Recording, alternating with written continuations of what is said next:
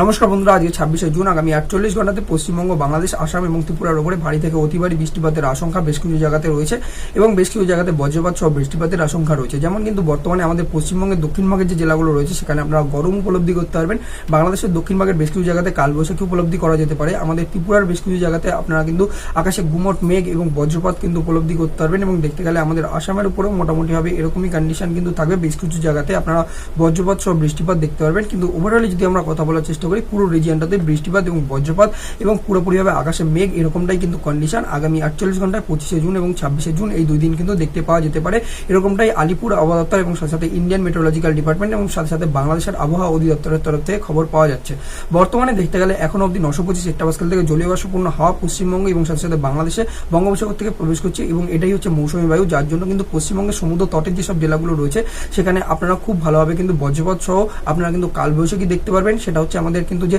উত্তর 24 পরগনা, দক্ষিণ 24 পরগনার এরিয়া রয়েছে এবং সাথে সাথে কিন্তু যে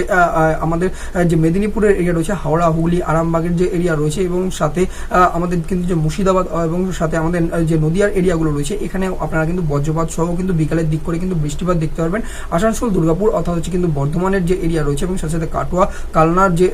আর কি নদিয়ার যে এরিয়া রয়েছে এখানেও আপনারা কিন্তু বজ্রপাত সহ বৃষ্টিপাত দেখতে পারবেন এবং এটা কিন্তু বিক্ষিপ্ত হবে বৃষ্টিপাত, খুব একটা ভারী বৃষ্টিপাত দক্ষিণবঙ্গে হবে না, কিন্তু ভ্যাপসা গরম আপনারা উপলব্ধি করতে পারবেন এবং ঝড় বেগে হাওয়া উপলব্ধি করতে পারবেন। প্রায় 30 থেকে 40 কিলোমিটার পার আওয়ারে বইবে এবং এটাই যদি বাংলাদেশে দেখার চেষ্টা করি সেক্ষেত্রে খুলনা, পিরিজপুর, ঝালকাঠি, নারায়ণগঞ্জ, হাবিগঞ্জ এই জায়গাগুলোতে আপনারা মোটামুটি দেখতে পারবেন এবং উপর দিকে রাজশাহী, রংপুর, টাঙ্গাইল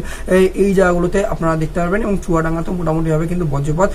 সহ কিন্তু আপনারা কালবৈশাখী 30 থেকে 40 কিলোমিটার পার আওয়ারে বইবে এবং বৃষ্টিপাত যদি দেখার চেষ্টা করি সেক্ষেত্রে এবং তো দেখতে গেলে আমাদের কিন্তু 850 হেক্টোপাস্কেলের ম্যাপে দেখতে পাচ্ছি যে বঙ্গোপসাগর থেকে জলীয় বাষ্পপূর্ণ হাওয়া এবং সাথে সাথে ভারতবর্ষের কিন্তু যে উত্তর পশ্চিম দিক থেকে হাওয়া প্রবেশ করছে, এই দুই হাওয়ার সংমিশ্রণে কিন্তু এবং সাথে সাথে 925 হেক্টোপাস্কেলের হাওয়া সংমিশ্রণে মিলে কিন্তু একটা কালো মেঘ উত্তর ভাগে কিন্তু তৈরি করছে এবং যার জন্য কিন্তু শিলিগুড়ি, জলপাইগুড়ির এরিয়া, আলিপুর দুয়ার এবং কুচবিহারের যে এরিয়া রয়েছে, মাথাভাঙা, ফালাকাটা, দিনহাটা এবং সাথে সাথে দার্জিলিং এবং কালিম্পংয়ের যে এরিয়া রয়েছে, তারপর উত্তর 24 পরগনা, দক্ষিণ 24 পরগনার সাথে সাথে কিন্তু যে উত্তর দিনাজপুর, দক্ষিণ দিনাজপুর এবং মালদার এরিয়া রয়েছে এই জায়গাগুলোতে আপনারা বজ্রপাত সহ কিন্তু বৃষ্টিপাত দেখতে পারবেন। আসামের দিকে দেখতে গেলে ধুবড়ি, বঙ্গাইগাঁও, বারপেটা এবং সাথে সাথে কামরূপ রুরাল, কামরূপ মেট্রোপলিটনের এরিয়া, দিসপুর এবং গুয়াহাটির যে এরিয়া রয়েছে এবং সাথে সাথে কাছাড়, হাইলাকান্দির যে এরিয়া রয়েছে এখানে আপনারা বজ্রপাত সহ বৃষ্টিপাত দেখতে পারবেন। বাংলাদেশে দেখতে গেলে সিলেটের এরিয়া এবং সাথে সাথে কিন্তু যে ময়মনসিংহ রয়েছে, তারপর রংপুরের যে এরিয়া রয়েছে, লালমনিরহাটের যে এরিয়া রয়েছে এই জায়গাগুলোতে আপনারা বৃষ্টিপাত দেখতে পারবেন এবং আরও যদি দেখার চেষ্টা করি সেক্ষেত্রে আমাদের ত্রিপুরার উপরে, তারপরে মানে আর কি পশ্চিম ত্রিপুরা, তারপরে উত্তর ত্রিপুরা, দক্ষিণ ত্রিপুরা এবং সাথে সাথে ধলাইয়ের এরিয়া, ঊনকোটির এরিয়া,